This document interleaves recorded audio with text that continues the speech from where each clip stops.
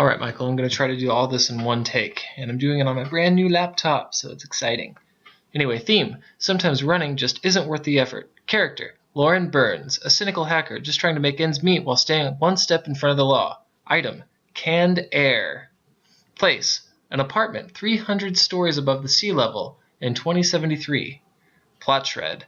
The private police force closes in on Lauren and offers her a job without having to run in exchange for her freedom. Cue theme!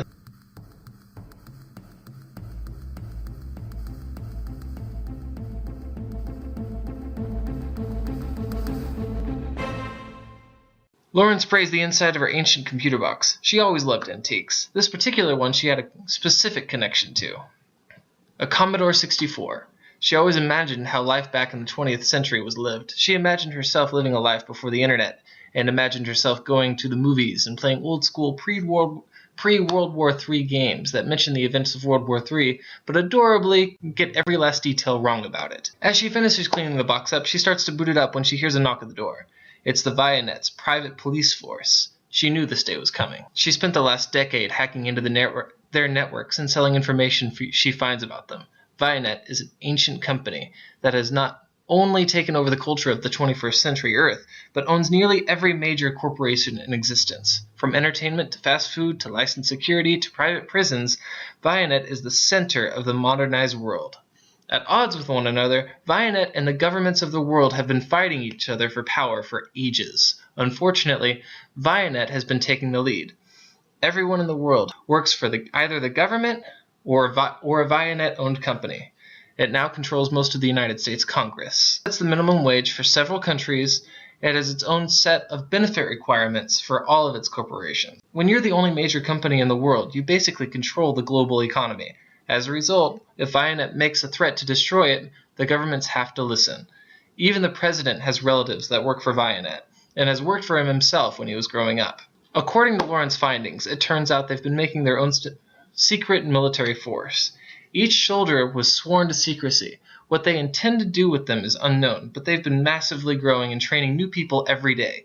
They're up to 20,000 soldiers now, with more on the way. The strangest part, however, was that Vionet's armed forces didn't appear to be doing much of anything, at least for the time being. Lauren would actually understand if the soldiers were trained, then they disappeared. But this case was the opposite. The soldiers were sworn to secrecy, extensively trained, and then they were just let back into the real world. Most would go to find other jobs, most with the United States government, but some with Vionet. Lauren had been selling information to the government for years regarding her findings of the inner workings of Vionet. However, she was selling it anonymously. Not one transaction was traceable to either her or a separate transaction. She had made her mind up, though. She'd never sell information to Vionet. She did watch several government actions extensively.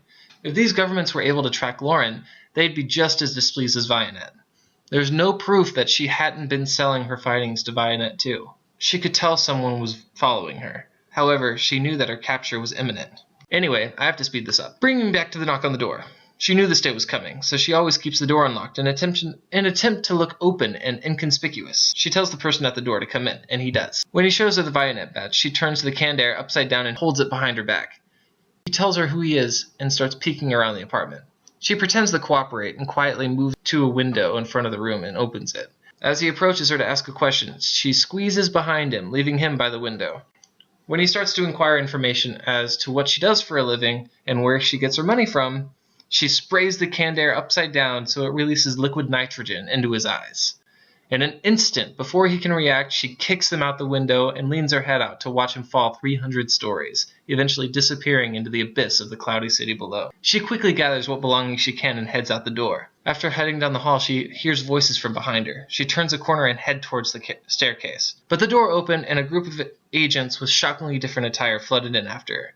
As she ran, she looked back and noticed the two groups of agents were fighting each other. She shook it off and kept running. She thought about what kind of bind she's in and how she's potentially never going to get out of it. After moving down a few floors, she was stopped by an agent who was dressed in yet another suit color.